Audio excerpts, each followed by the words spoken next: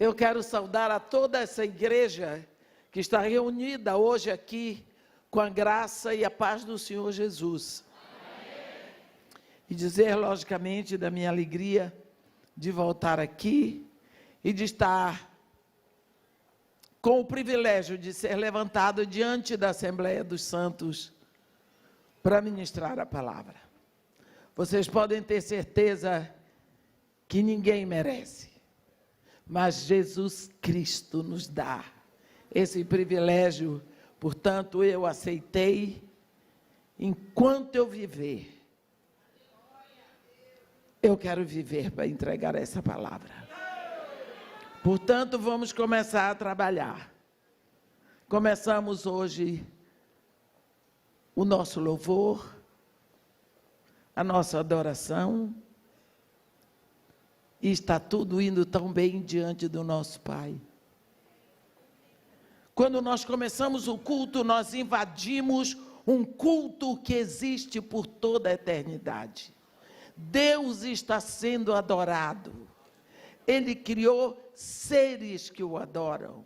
Querubins, serafins, anjos e arcanjos e toda uma pleiade celestial. E quando nós começamos, nós invadimos esse culto e adoramos ali. E quando saímos, o culto continua. Então é lá que nós estamos. Mas eu quero convidar os irmãos para abrirem a palavra no livro de Juízes, no capítulo 5. Vamos falar de uma mulher que pode ser você. E eu gostaria de ler um pouquinho mais, no versículo 11.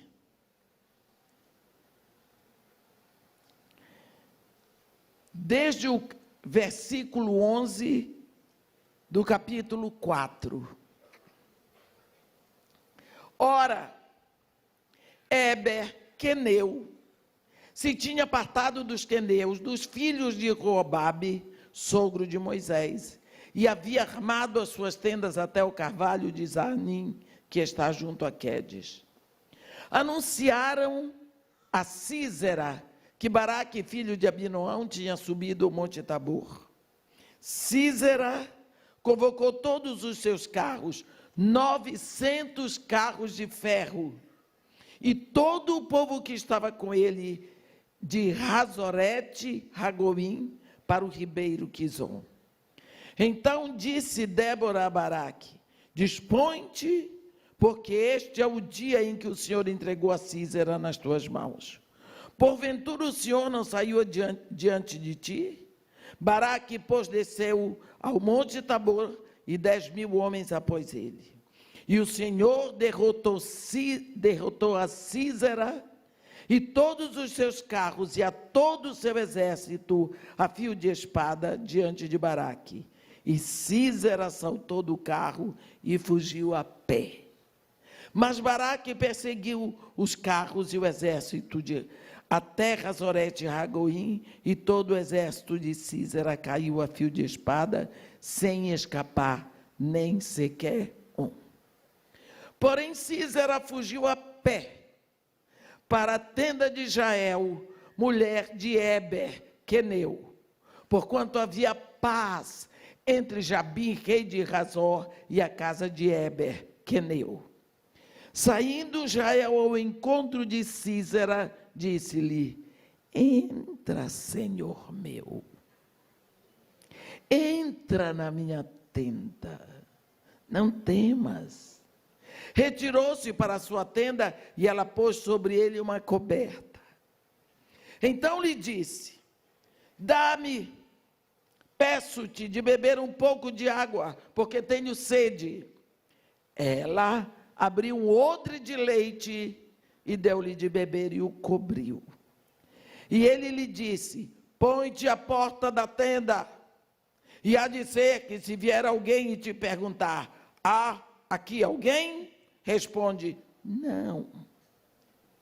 Então Jael, mulher de Éber, tomou uma estaca da tenda, e lançou mão de um martelo, e foi-se mansamente a ele, e lhe cravou a estaca na fronte, de sorte que penetrou na terra, estando ele em profundo sono e muito exausto, e assim morreu. E eis que, perseguindo Baraque a Sísera, Jael lhe saiu ao encontro e lhe disse: vem, e mostrar-te-ei o homem que procuras. Ele a seguiu, e eis que Sísera jazia morto, e a estaca na fonte.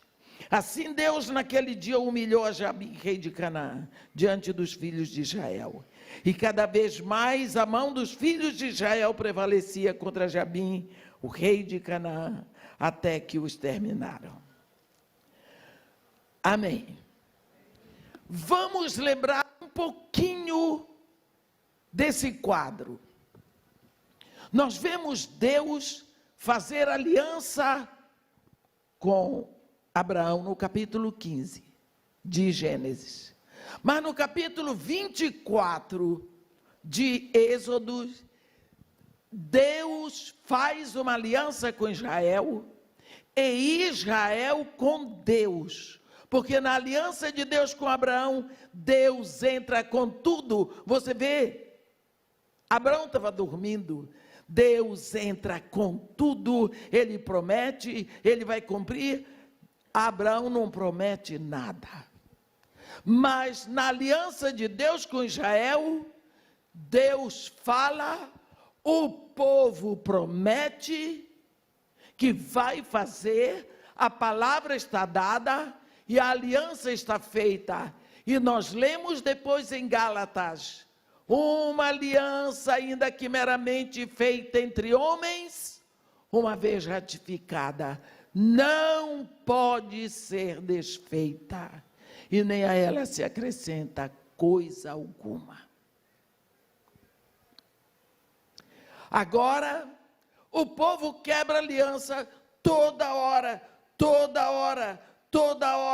Eles eram levados em cativeiros, ou eram feitos cativos na sua própria terra, por quebra de aliança. Nós vemos que, por causa disso, 700 anos antes de Jesus vir, Deus manda uma palavra por boca do profeta Malaquias, no capítulo 31.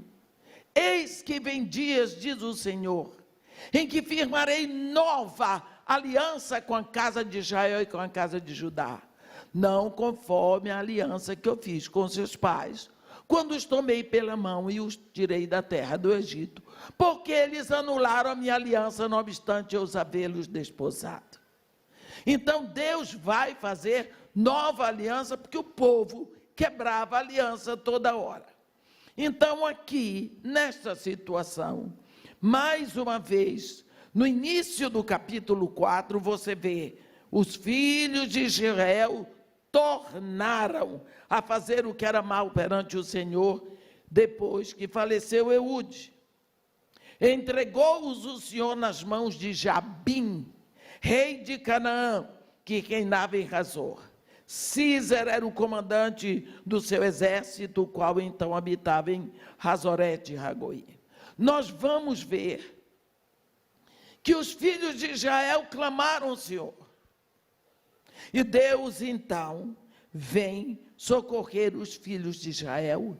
E ele fala através de Débora, a profetisa. E Débora vai chamar Baraque. E assim vai começar o que Deus vai fazer.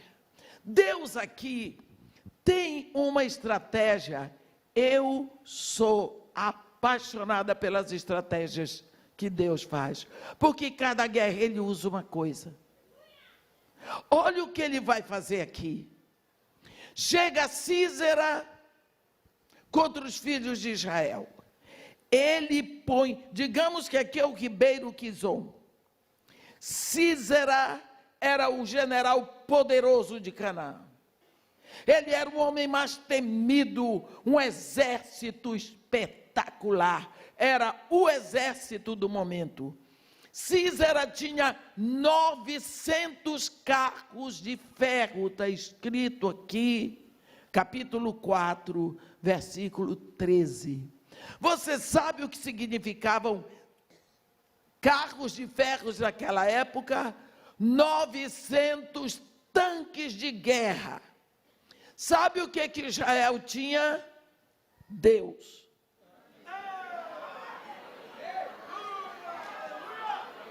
Já sabe quem ganhou, não é? Não tem jeito, mas vamos ver lá. Císera expôs os 900 carros de ferro.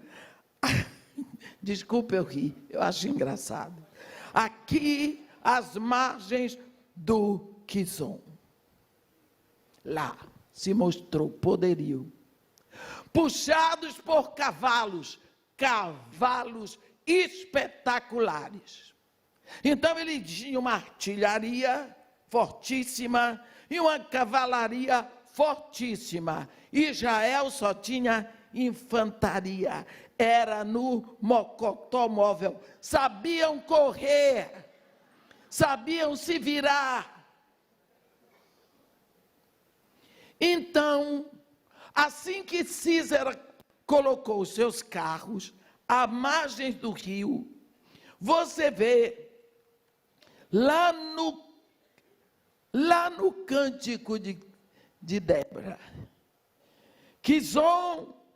desde os céus pelejaram as estrelas entraram em guerra a favor de Israel. Olha o que está escrito: desde os céus pelejaram as estrelas contra Císera, desde a sua órbita o fizeram.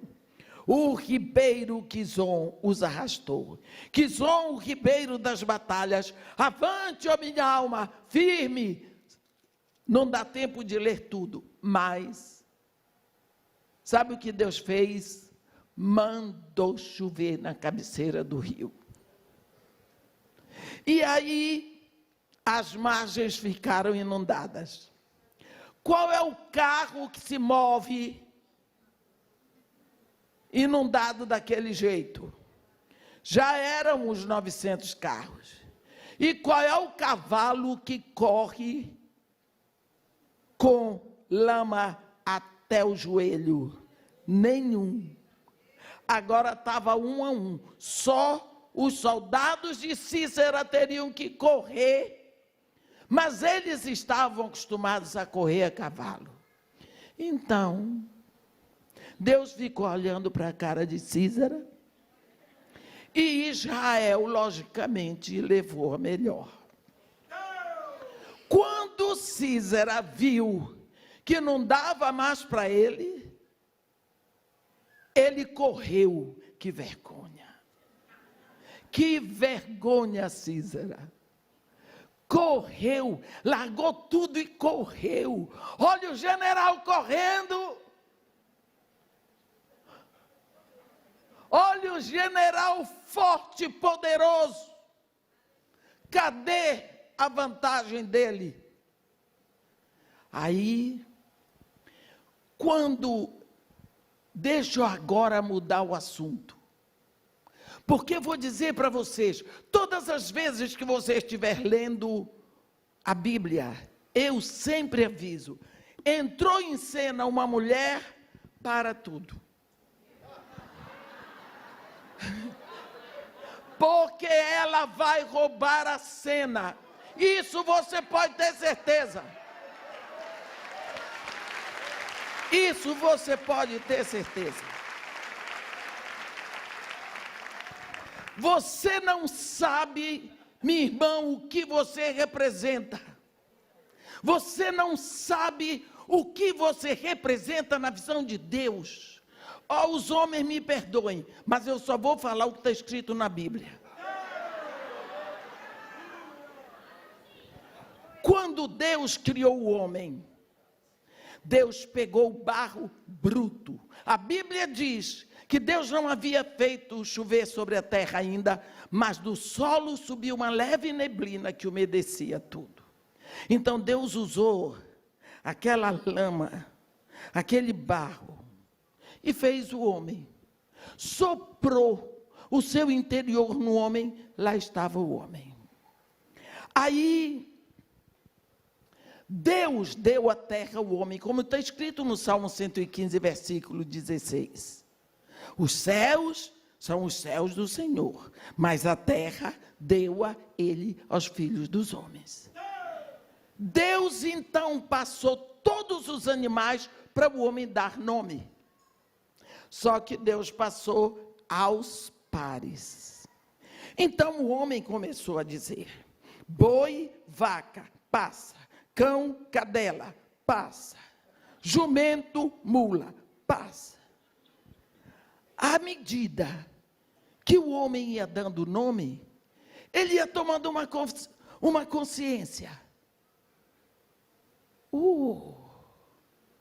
Cada macho tem a sua fêmea. E eu? Aí ele pensou: pode ser que a minha venha lá no final, sozinha, e passa a dar nome. Só que a Bíblia diz: mas para o homem não se achava uma ajudadora que lhe fosse idônea. Pronto. Tadinho de Adão. Acabou. E eu? Cadê minha fêmea? Até o macaco tem sua macaca, e eu? E Deus, que sempre supre a necessidade e não a vaidade. Deus olha aquilo e Deus diz: não. O primeiro não da Bíblia. Não é bom que o homem esteja só. Eu repeti isso tanto para o meu filho. Foi Deus que disse: far-lhe-ei uma ajudadora que lhe seja idônea. Está vendo? Far-lhe-ei. Agora eu queria que vocês imaginassem esse momento. Se Deus fez o homem do barro da terra, e deu toda a terra para o homem, agora o homem clama, e sofre, e deseja a mulher. Quem é que está clamando aos céus pela vinda da mulher? É toda a terra representada naquele homem. Olhe o que foi preciso para que Deus mandasse você. O planeta gritou, o planeta gemeu, o planeta precisou. E Deus diz: far-lhe aí uma ajudadora que lhe seja idônea. Aí Deus vai fazer a mulher. Do barro bruto, negativo. Não, mulher é mulher, graças a Deus. Homem, do barro bruto. Mulher, diferente. Então Deus toma uma providência. Fez o homem dormir. Diga aleluia. Você já pensou o homem acordado? E Deus fazendo a mulher? E o homem dando sugestão? Primeira sugestão: pastor Aline, você não ia cantar. Nem eu ia pregar. Porque o homem ia dizer: não bota a boca, senhor.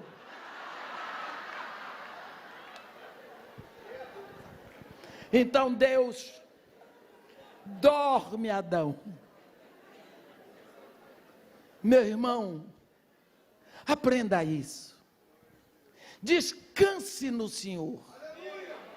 Enquanto você descansa, Ele está preparando aquela que será a sua esposa.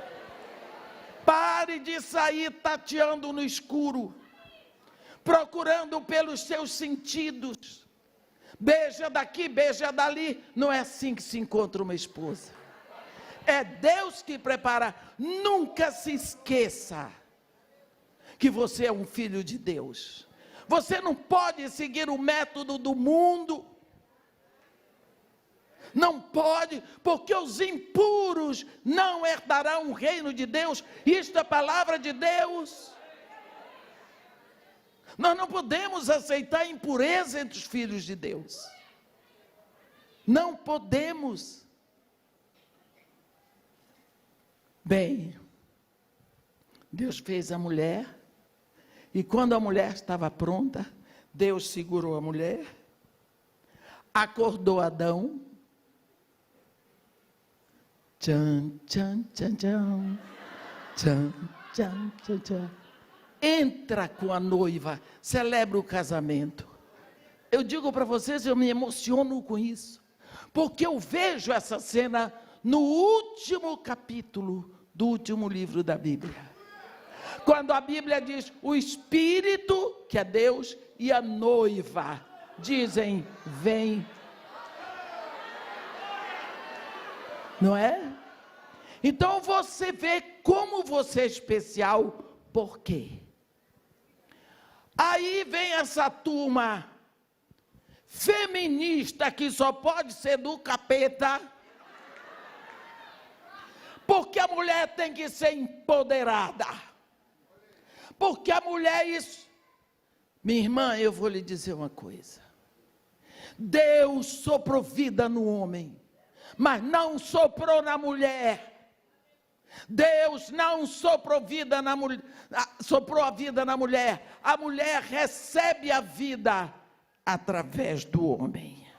A mulher recebeu a vida através da costela do homem. Adão, para ter uma noiva, cooperou com uma costela. Mas Jesus, para ter a sua noiva, entregou a vida toda. Só que o homem sempre vai representar Cristo, e a mulher sempre vai representar a igreja. A igreja não tem vida em si, ela recebe a vida que vem de Cristo. Portanto, nós vamos ver que todas as vezes que entra uma mulher em cena,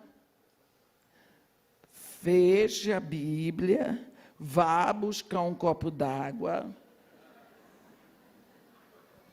desligue o mafioso, que é o celular, porque agora a mulher vai roubar a cena. No Antigo Testamento já era assim. Você pensa com Jesus não tem jeito, entrou a mulher e ele. Por quê? Por quê? Porque a noiva é o sonho do Pai. Ele pagou com a vida, porque o Pai queria a noiva. A noiva, a igreja, é o sonho do Deus soberano e eterno. Se você observar em Apocalipse, e vai capítulo 1 e 2, e entram os selos, no 7º selo vem as 7 trombetas, e na 7ª trombeta vem as 7 taças, e vai, e João está ficando doidinho, porque ninguém fala da noiva, ninguém fala do casamento do Cordeiro. Capítulo 19, só falta 20, 21 e 22, é o casamento, são as bodas. João fica tão perplexo, tão feliz. É o capítulo que é o assunto precedido por 4 aleluias. Você não vê isso em canto nenhum. João ficou tão impressionado, tão feliz, tão emocionado, que ele pagou um mico. Lembra que o anjo disse para ele, João, bem-aventurados todos os que são convidados para a ceia das bodas do Cordeiro. E essas são as verdadeiras palavras de Deus.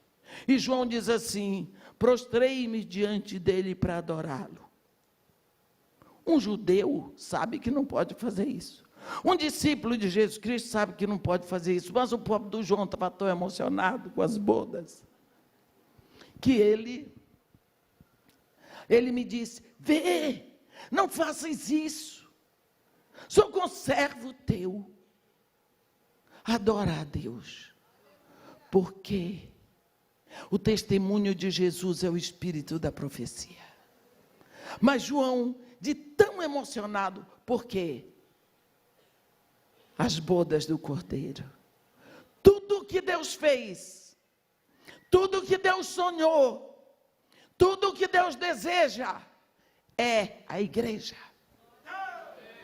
É a igreja. Nós precisamos nos alegrar em sermos igreja. É preciso que haja um clamor e uma alegria muito mais tão exuberante para dizermos não para o inferno. Eu sou igreja de Jesus Cristo. Mas nós vemos às vezes uma igreja tão indiferente, uma noiva tão balofa em cima do muro. Onde já se viu? Onde já se viu? Irmã, a senhora tem coragem? Quarta-feira eu vou para Londres. A senhora vai, em nome de Jesus. Mas e o vírus? O quê? O quê? O povo está apavorado. Estão me ligando para saber se esse vírus é aquele do capítulo 19 de Apocalipse. Nem tem coragem de ler o capítulo. Aqueles querubins infernais, eles são soltos do abismo só por 5 meses, só vão atacar aqueles que não têm o selo de Deus sobre a fronte, e não vão matar ninguém, é ordem, eles vão atormentar. Mas tem muita gente atormentada pelo corona. Ninguém vê e não tem coragem de ler a Bíblia. Entra Jael, e Jael. A Bíblia diz Jael, mulher de Eber, queneu. Vamos ver um pouquinho, para vocês lembrarem quem era o queneu, Eber. Lá em Números, no capítulo 10, no versículo 29, está escrito assim: disse Moisés a Robabe, filho de Reuel, o midianita, sogro de Moisés: estamos de viagem para o lugar de que o Senhor disse, dá-vo-lo-ei. Vem conosco e te faremos bem, porque o Senhor prometeu boas coisas a Israel. Porém ele respondeu: não irei. Antes, irei à minha terra e à minha parentela. Tornou-lhe Moisés: ora, não nos deixes, porque tu sabes que devemos acampar-nos no deserto, e nos servirás de guia. Se vieres conosco, far-te-emos o mesmo bem que o Senhor a nós nos fizer. Aí ele foi. Por causa disso, porque Robabe aceitou acompanhar Moisés, criou-se no povo de Israel uma gratidão muito grande aos queneus, porque Robabe era queneu. Agora, lá mais adiante, vai aparecer um queneu mau caráter. Mau caráter. Esse era Eber. Eber sabia que Jael não podia fazer nada de mal com eles. Então ele era amigo do inimigo de Jael. Ele era amigo de Jabim, rei de Razor, o rei de Canaã. Então ele apoiava Jabim, ele apoiava Sísera. A casa dele tinha entrada livre para os opressores de Israel. Jael não aguentou mais. Jael não aguentou mais. Nessa hora, essa mulher é atenta. Ela está atenta a tudo. Ela está prestando atenção no que se passa. Ela estava por dentro da guerra. Ela viu que o exército de Císera estava perdendo. E ela estava feliz com aquilo, porque ela desejava aquele momento. Ela não aguentava mais ver Israel sofrer. E foi aí que ela ficou atenta. Quando ela viu Císera correndo de medo, correndo pela vida dele, ela entra em cena. Daquele jeito que Deus fez a mulher. Quando que ela fala, doce, parecia um flautim. Olha, ela vira para Císera e diz para ele: entra, Senhor meu. Só uma mulher sabe fazer isso. Mulher, você sabe, né, minha irmã?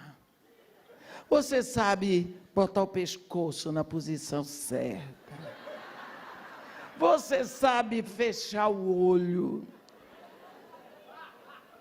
Você sabe mudar a sua voz.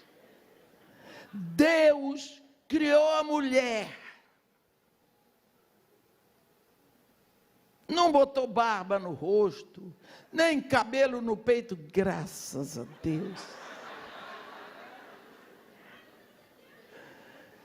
Mas Jael saiu com aquele tipo bem humilde. Mulher sabe fazer isso, e você não me olhe com esse cara de santa, que você sabe.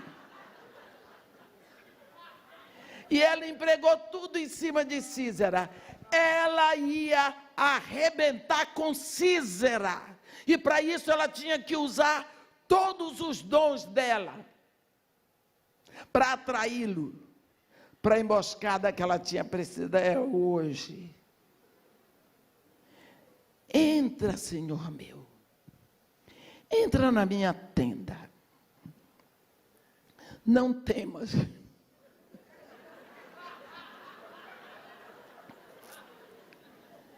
E ele era mulher de Éber, era um amigo dele.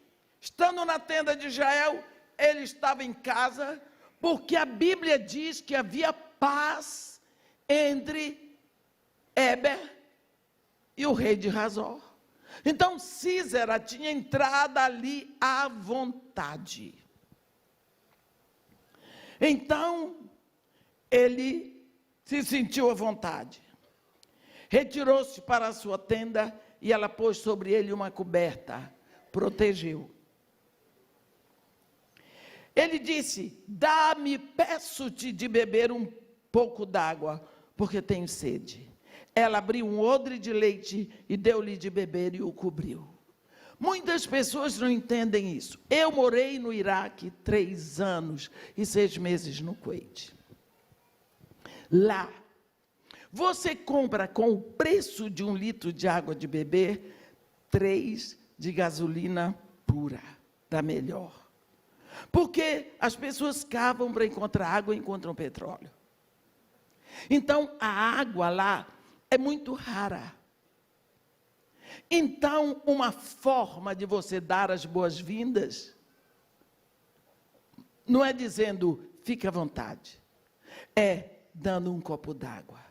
Quando você entra numa loja mais refinada, eles trazem uma bandeja. Você vai chegando na porta, eles vêm com uma bandeja, um copo e despejam água no copo para você. Nas lojas mais pobres, tem uma espécie de pote, onde tem o púcaro, que é tipo uma concha, que você tira a água, bebe, não joga fora o resto, bota lá dentro. Ninguém morreu até hoje.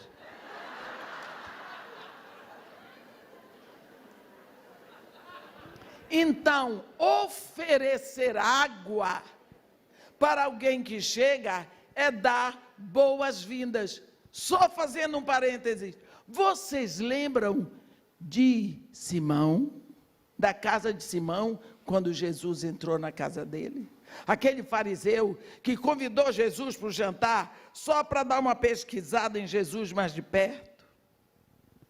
Quando Jesus se senta à mesa, que vem aquela mulher pecadora e começa a chorar nos pés de Jesus. E Jesus deixou. E Simão estava lá pensando, tá vendo que não é profeta coisa nenhuma? Porque se fosse profeta, saberia que essa que está tocando nele é uma pecadora da rua. Isto não é profeta coisa nenhuma. Jesus, então, contou para ele aquela história e perguntou qual era o mais devedor. Lembra disso? Aí ele diz, aquele que devia mais. Pois eu quero te dizer, Simão, eu entrei na tua casa, tu não me deste um beijo. Eu digo, eu não entendo. Se Jesus entra na minha casa e eu soubesse que era ele, eu ia dar tanto beijo que ele ia correr. Tu não me deste um beijo. Tu não me deste água. Não, pode deixar, eu sou assim, sem jeito, eu não fiz teologia.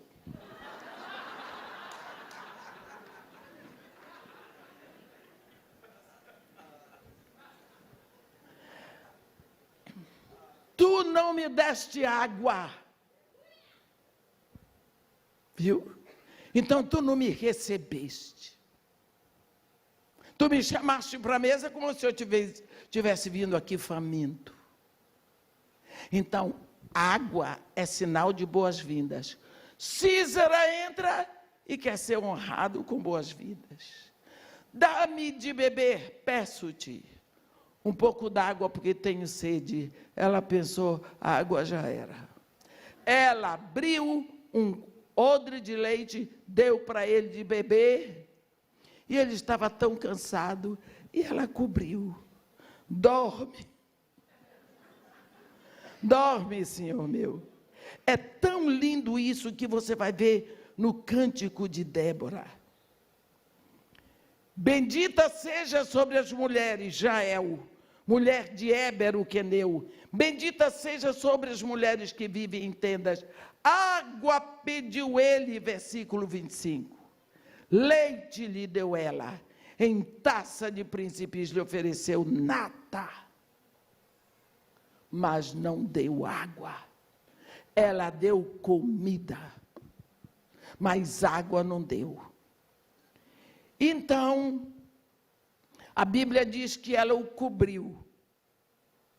Ela não queria que ele visse nada. Deve ter esperado. E ele disse para ela, olha, pense nisso. Põe-te à porta da tenda. Você sabe o que é porta na Bíblia? É lugar de autoridade. Porque quem está na porta é que permite quem entra e quem sai. Então a porta é o lugar de autoridade. E ele, Císara, é que dá ordem. Ele está dentro da tenda de Jael. Pois ele dá ordem para ela. Fica-te lá na porta. Olhe bem, que ousadia. E há de ser que se vier alguém te perguntar, que alguém responde não. Quer dizer, mente. Fica lá na porta e mente. Então Jael, mulher de Éber, tomou uma estaca da tenda e lançou mão de um martelo e foi-se mansamente a ele e lhe cravou a estaca na fonte, de sorte que penetrou na terra, estando ele em profundo sono e muito exausto, e assim morreu. Vamos ver isso aqui. Ele estava dentro da casa dela. Ele tinha o hábito, porque ele tinha liberdade ali, por causa do marido dela. Naquela época, as tendas eram feitas um tripé. Botava uma estaca, 2, 3, e cobria com uma lona. Se tirasse uma estaca, já era a tenda. Aquela mulher, será que não tinha uma outra estaca lá fora no quintal? Ela sabia direitinho onde estava o martelo. Ela era uma mulher arrumada. Sabia onde estavam as coisas na casa dela. E ela pegou, tirou uma estaca da tenda. Isso é muito importante. Naquela hora ela estava dizendo: eu não quero casa que abriga o inimigo. Há quanto tempo aquele homem tinha pervertido a intimidade dela? Olha, meus irmãos, vocês podem ter 50 casas, mas só aquela onde você habita é o seu lar. Tem pessoas que constroem tantas casas, mas não conseguem ter um lar. Casam, descasam. Casam, descasam. Podem fazer tantas coisas, mas não constroem um lar. Porque lar não depende de dinheiro. Então, o lar é a casa onde você habita. É o lugar da sua intimidade. É no seu lar que você é você mesmo. Você chega na sua casa, você tira os saltos, você tira o sapato, você tira aquilo tudo que aperta, que tem gente que vive apertado. Você tira a peruca, você tira a maquiagem, tem quem tire até a dentadura. Porque na sua casa, você é você mesmo. Então, se alguém quer lhe conhecer, tem que lhe conhecer na sua casa. A casa dela, a intimidade dela, estava sendo defraudada há muito tempo. Ela não quis mais aquela casa defraudada, que abrigava inimigo. Ela acabou com aquilo. Ele ainda mandou que ela fosse mentir. Agora, como está a sua casa? Qual é o inimigo que você está protegendo lá dentro? E que você fica no seu lugar de autoridade, de mãe, mentindo para defender. Quantas vezes meu filho não está vindo para a igreja porque está estudando muito para o vestibular?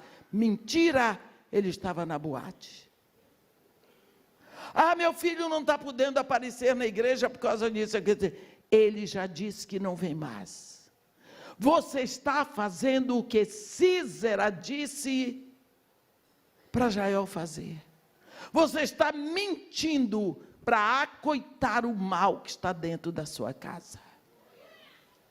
Você está sofrendo. Jael sofria dentro daquela casa. Quanto soluço que ninguém ouviu. Quanto pranto que ninguém enxugou. Quanta dor. Sem poder fazer nada. Quanto você tem chorado pelo mal que tem entrado na sua casa. Lembra de uma parábola que Jesus contou? Eu chamo o capítulo 15 de Lucas, o capítulo das coisas perdidas e restauradas. Quando Jesus quer falar de perda e restauração de vida, ele põe um homem que foi buscar a sua ovelha, um pastor. Quando ele quer falar de perda e restauração de relacionamento, ele põe um homem, um pai, com o filho, chamado filho pródigo. Mas quando ele vai falar de perdas e restauração de valores dentro da casa, ele põe uma mulher. Porque a mulher é guardiã dos valores eternos da família, da porta da rua para dentro.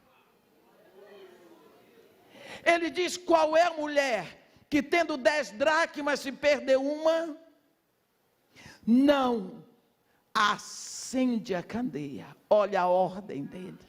Varre a casa e procura diligentemente até encontrá-la, e tendo encontrá-lo, reúne as amigas e diz: alegrai-vos comigo, porque encontrei a dracma que eu tinha perdido. Ninguém sabe qual foi o valor, porque dracma é valor, é dinheiro. Um valor tinha desaparecido.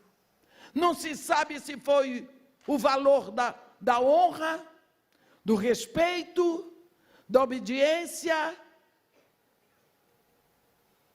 da pureza. Ninguém sabe qual foi o valor que foi perdido dentro daquela casa, mas foi perdido um valor. Primeira coisa que a mulher pensou na história de Jesus: se um valor me é perdido dentro da minha casa, é porque minha casa está no escuro. Acendeu a candeia. A Bíblia diz: lâmpada para os meus pés, luz para o meu caminho, a tua palavra. Precisa trazer a luz da palavra dentro da casa. Lá em Deuteronômio 6, no versículo 6, Deus diz: estas palavras que hoje eu te ordeno estarão no teu coração, e tu as inculcarás a teus filhos, e delas falarás, assentado na tua casa, e andando pelo caminho, e ao deitar-te, e ao levantar-te. Ei, está acontecendo isso na sua casa? Será que você se assenta e fala a palavra de Deus? Você deixa que a palavra gerada no coração de Deus seja ouvida na sua voz para a sua família? Será que a última coisa que seus filhos ouvem de você à noite é a palavra de Deus? Será que a primeira coisa que eles ouvem ao amanhecer é a palavra de Deus? Mas é isso que Deus diz: tu as inculcarás. Irmão, eu não posso obrigar. E eu disse: por quê? Você obriga a escovar dente, você obriga a se alimentar, você obriga a fazer tudo, mas você não pode obrigar a ir para a igreja. É obrigado, vai na raça. Criei assim. Sou grossa? Sou grossa? Quando eu era pequena, só tinha sobremesa dia de domingo. Mas na hora que ia distribuir a sobremesa, cada um tinha que dizer de cor o trecho da Bíblia. Eu dizia o meu, pegava minha sobremesa, e dizia o dos outros, pegava de todo mundo. E como a sobremesa era sempre pudim de leite condensado, hoje eu detesto pudim. Engraçado. Mas tinha prêmio para quem soubesse. Sabe por quê, meu irmão? A formação espiritual é dada em casa, é isso que Deus está dizendo. É você que é responsável. A igreja tem uma linda escola dominical, glória a Deus. Mas o pastor não é responsável pela formação espiritual dos seus filhos. É você em casa. Delas falarás. É para abrir a boca e falar. É para falar, é para dizer. Aquela mulher, segundo Jesus, quando viu que um valor tinha desaparecido na casa dela, ela tomou a candeia é a luz é a palavra. Quando acendeu a candeia, ela viu que tinha lixo, pegou uma vassoura, e não era para voar. Pegou a vassoura e foi varrer, porque o lixo que entrou só apareceu quando foi acesa a luz da candeia. Quanto lixo tem entrado na sua casa, através da mídia? O que é que seus filhos estão ouvindo? Músicas em inglês que você não compreende, vendo coisas que você não quer que eles vejam. Está entrando, está poluindo, está adoecendo. Deixa eu contar uma coisa para vocês.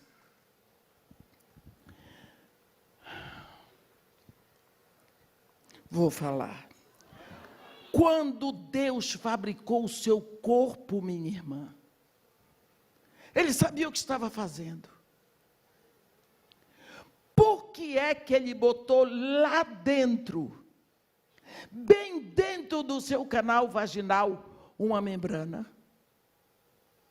Sabe quando a gente vai inaugurar um prédio, uma obra, a gente põe uma fita e dá um laço. Ou alguém, para inaugurar, corta ou desfaz o laço. Está inaugurado, pronto.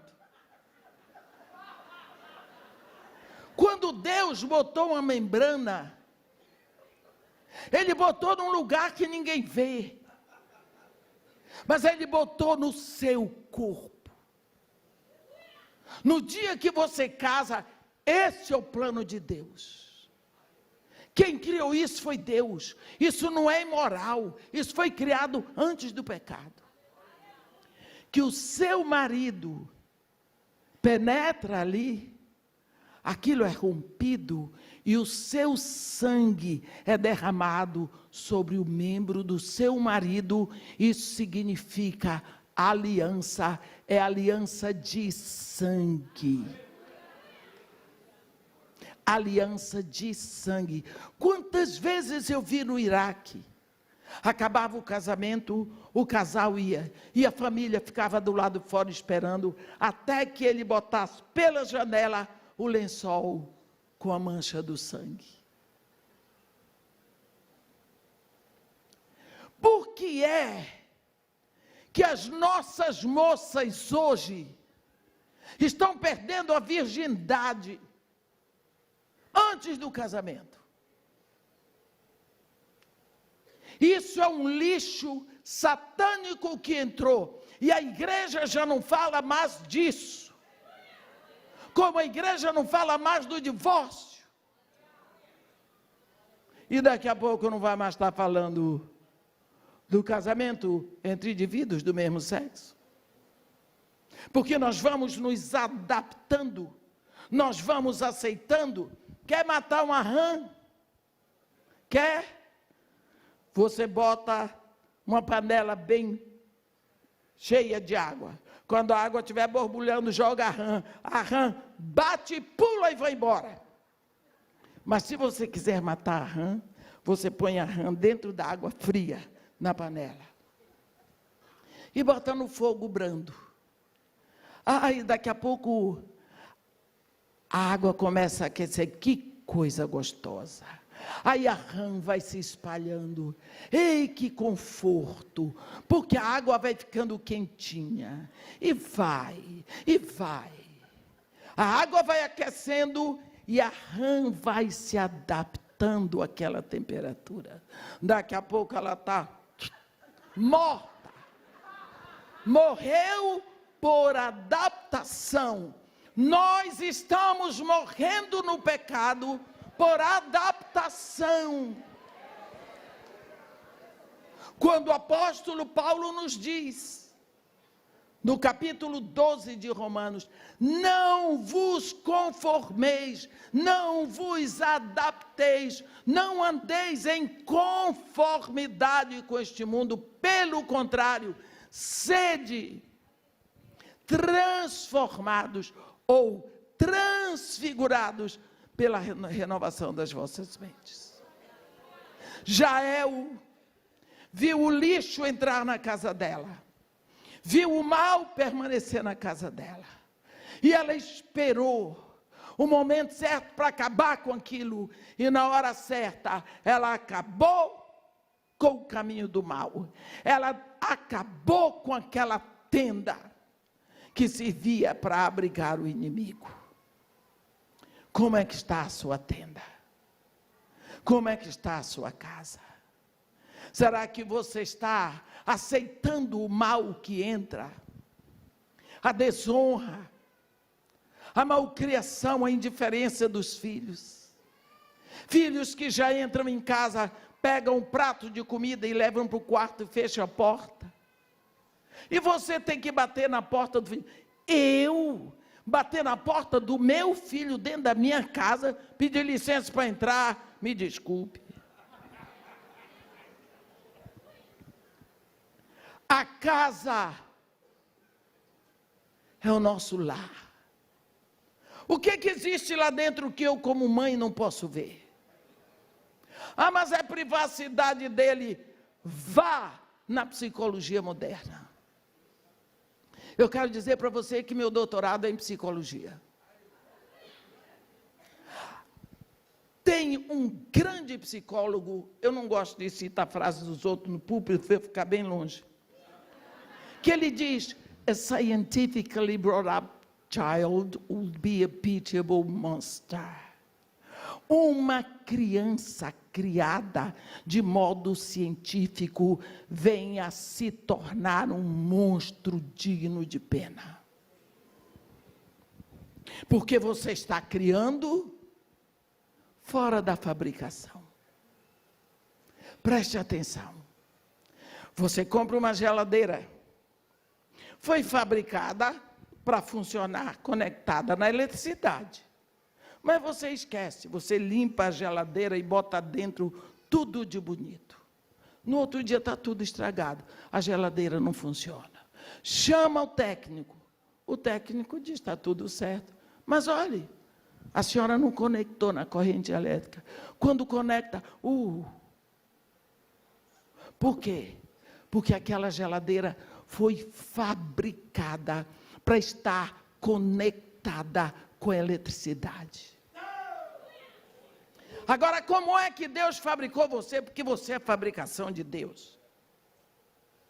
Como é que Deus fabricou você?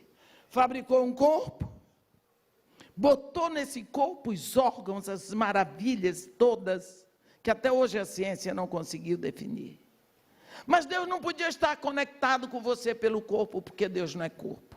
Então Ele criou um corpo espiritual chamado alma. Aonde estão inteligência, juízo, raciocínio, consciência, tendências, inclinações, tudo. Só que Deus não podia estar conectado com você pela alma, porque Deus não é alma, Deus é espírito. Então Deus criou no homem um espírito, o espírito do homem, para que Deus esteja conectado com o homem pelo espírito, e o espírito conectado em Deus e abastecido em Deus, ele dirige a alma, e a alma dirige o corpo. Mas Deus disse: de toda árvore do jardim comerás livremente, menos da árvore do conhecimento do bem e do mal, porque no dia em que dela comeres, certamente morrerás. O homem comeu, o homem morreu. O que foi que morreu no homem? O espírito. O homem ficou desconectado. Aí a alma diz: mas eu, que fui feita para ser dirigida pelo Espírito, agora o Espírito está morto. Morreu, mas não desapareceu. Por isso que ele ressuscita no novo nascimento.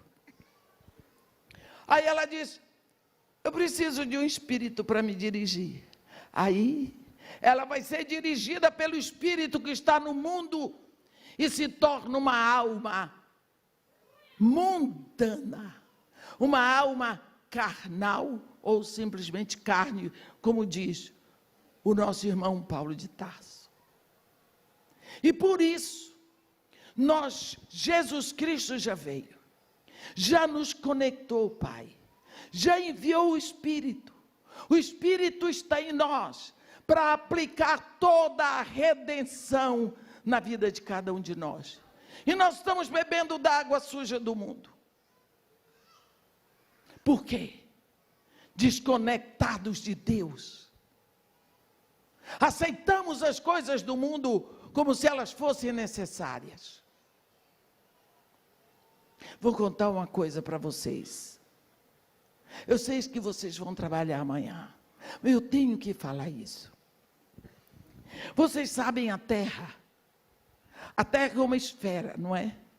A camada central, íntima da Terra, é a pirosfera, camada de fogo que pira é fogo. Lembra da pira que o pessoal carrega nas Olimpíadas? É fogo.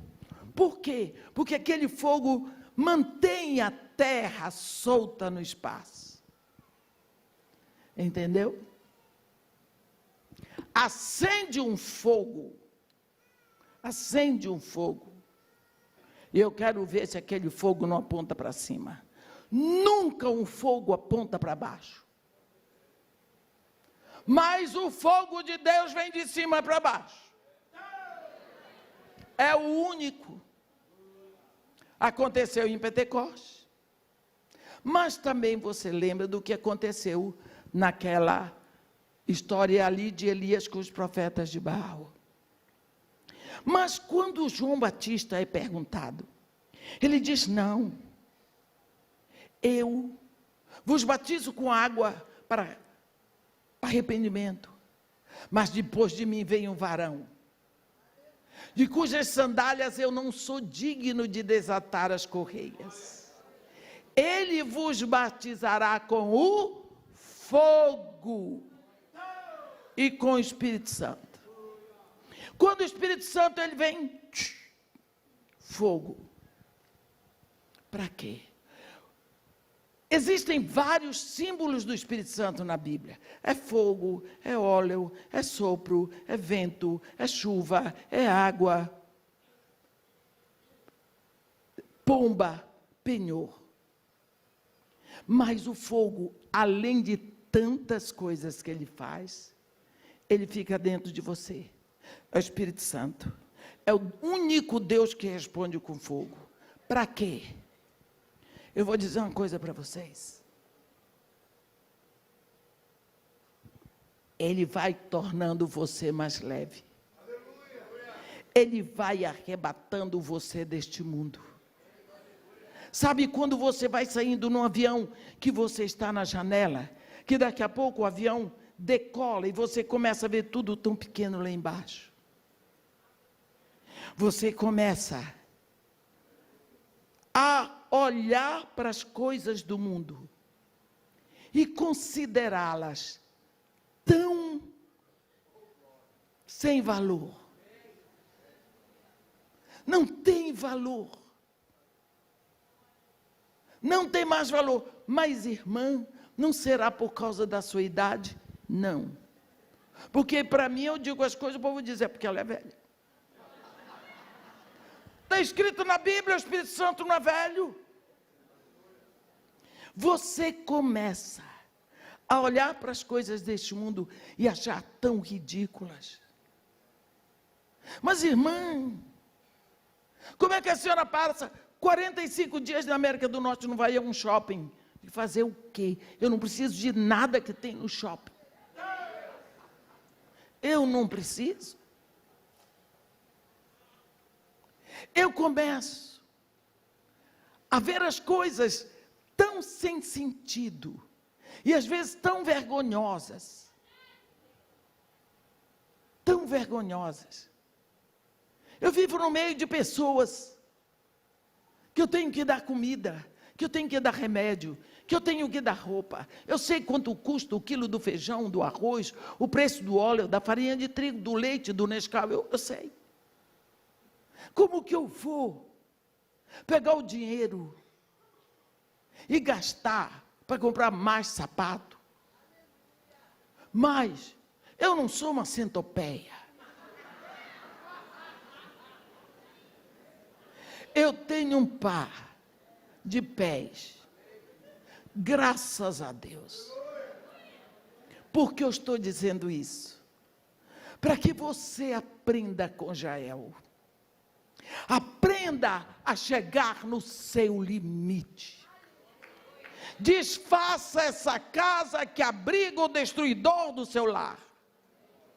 Desfaça essa situação que lhe envergonha. Pare de mentir para cobertar o mal que está dentro dela. Você vai ser tomada por ridícula, por doida. Não tem problema. Nunca vi gente com juízo seguir Jesus Cristo. Nunca vi. Não tem. Não tem? Olhe desde Abraão. Vê Moisés estendendo a mão sobre o mar. E não é que abriu? Batendo na rocha. E não é que saiu água? Noé construiu um navio no deserto. Como vai levar para o mar? Deus trouxe o mar para lá.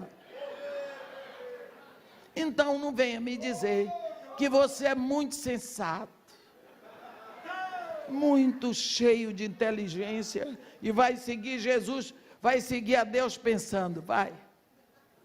Porque ele diz, os meus pensamentos não são os vossos pensamentos, nem os meus caminhos são os vossos caminhos, porque o quanto distam os céus da terra, os meus pensamentos são mais altos que os vossos pensamentos, e os meus caminhos mais altos que os vossos caminhos. Aprenda a acender a candeia dentro da sua casa. Que foi que Deus disse para fazer? Essas palavras que eu te ordeno estarão no teu coração, e tu as inculcarás a teus filhos, como delas falarás. Você sabe o que é falar? Abrir a boca e dizer. O que? A palavra de Deus. Mas, irmã, as paredes vão ouvir. Se for a palavra de Deus, a parede ouve. O mar se cala, o vento obedece. Lázaro vem da eternidade. Se for a palavra de Deus, as paredes vão ouvir. A cama do seu filho vai ouvir. O guarda-roupa dele, a geladeira, tudo, porque a palavra de Deus está enchendo a sua casa. Quando eu entrei no Morro Dona Marta em 1990, era a maior concentração de centro de macumba. Em 2002, acabou o último. O que é que eu fazia? Eu ia por Laranjeira e voltava, lá descendo. Os céus proclamam a glória de Deus, o firmamento anuncia a obra de sua mão. Só o que está escrito na Bíblia. Tinha gente que ia na minha frente matando galinha preta. E os meus batedores atrás. Eu tremia toda por dentro. Tremia literalmente. Quando eu entrava na casa de Marimarta, eu chorava de nervoso, de medo. No outro dia eu estava lá de novo. Porque eu tenho um defeito que virou qualidade. Sou teimosa. Aquele morro ouviu a palavra de Deus. E eu só cantava com minhas crianças versículos bíblicos. 2002. Último centro de macumba acabou. A favela mais violenta do Rio de Janeiro, em 2004, saiu da lista. 2008 foi posta a primeira PP. Procuraram saber o que é que tinha? 83% da população é evangélica. Não bata a palma, não. Porque são evangélicos. Se fosse discípulo de Jesus Cristo, as moças não engravidavam solteiras. E ainda existe isso. Por isso é que eu não estou alegre. Porque Jesus Cristo mandou fazer discípulos. Eu quero que nesse momento você pense. Jael desfez aquela tenda. Ela tinha tantas outras estacas, mas ela preferiu aquela. Ela acabou com o mal que atacava a casa dela, dentro da casa. Aqui eu não quero mais você. Chamou Baraque e disse: o homem que você está procurando, vem aqui, ó, está ali, ó, espetado no chão. Espetado. Qual é a sua posição numa batalha dessa? O que é que está lhe envergonhando? O que é que está levando você a mentir a respeito dos seus filhos? A respeito do que acontece? O que é que está? Você está permitindo que a namorada do seu filho vai ficar conversando com ele no quarto? Você está cooperando. Porque se você é tão negligente, Você é tão complacente que você se torna conivente. Se você deixa o seu filho ou a sua filha com o namorado dentro do quarto, primeiro lugar, se não acontecer nada, um dos dois está com problema.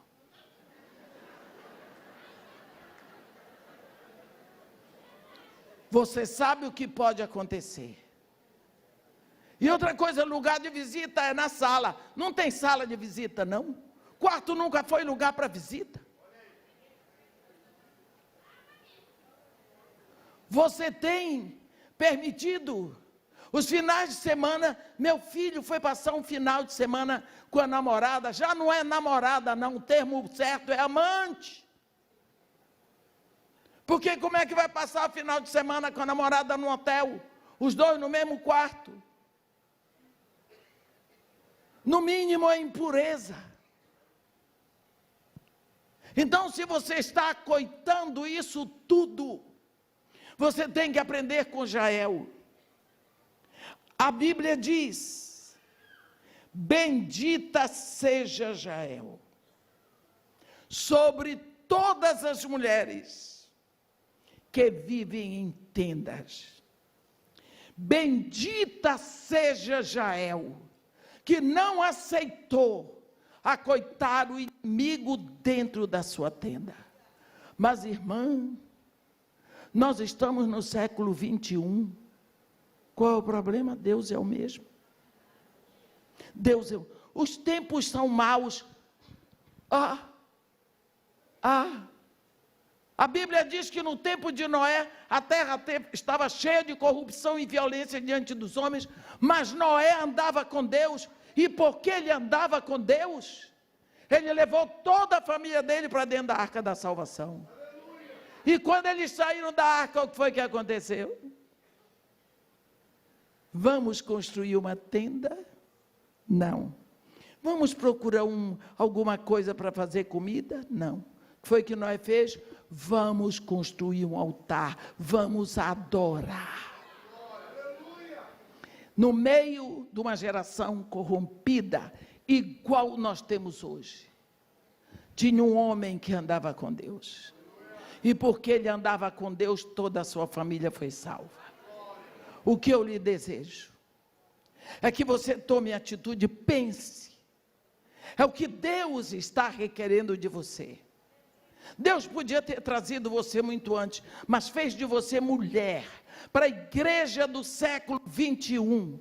Assuma a sua posição de dona de casa.